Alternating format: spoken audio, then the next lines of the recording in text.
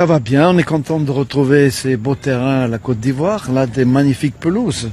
C'est superbe pour les entraînements. C'est une occasion de faire des points parce que ces deux équipes, on pense que c'est jouable, qu'elles sont prenables, mais c'est de bonnes équipes. Quand vous regardez par exemple cette équipe de Zimbabwe, les joueurs qui la composent, ce sont beaucoup de joueurs qui jouent en Angleterre, qui sont nés là-bas même et formés là-bas. Donc ça va faire un match un peu british, on va dire, avec un combat physique avant tout, mais on voudrait exprimer nos qualités techniques aussi. Donc deux matchs difficiles. Le Lesotho aussi, comme vous le savez, risque de récupérer 3 points dans le match contre cette équipe de l'Afrique du Sud, où ils avaient joué les Sud-Africains avec un joueur suspendu. Donc ils risquent d'être devant nous même au classement avec ces 3 points. Donc un match très important aussi. 2 matchs très importants. On prépare d'abord le premier.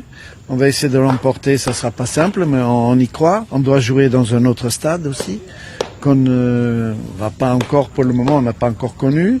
On va le découvrir à Ebimpe. Et le deuxième match à Félicia. Donc c'est un peu une nouveauté pour nous de jouer sur ce grand terrain là-bas. Mais ça fait 2 ans et demi qu'on est orphelin de notre public et de nos supporters. Il nous manque le 12e homme. Je suis sûr qu'un match contre l'Afrique du Sud, chez nous, devant 30 000, ça aurait été un peu différent, en nocturne. Et là, malheureusement, c'est toujours pas le cas.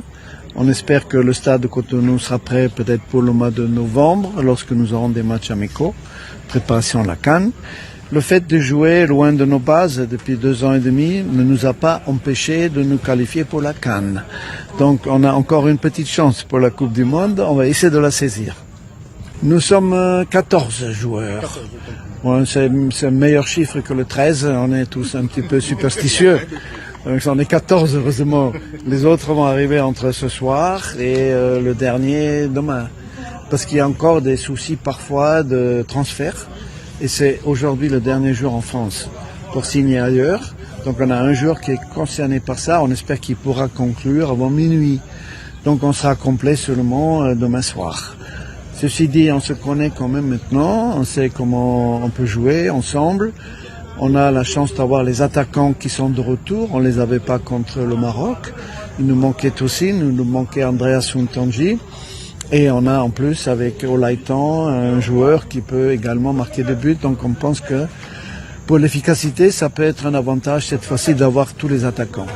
C'était reprise de contact, c'était aussi du jeu pour retrouver les automatismes. C'était du travail physique pour ceux qui n'ont pas beaucoup joué. C'était un travail adapté aux besoins de chacun.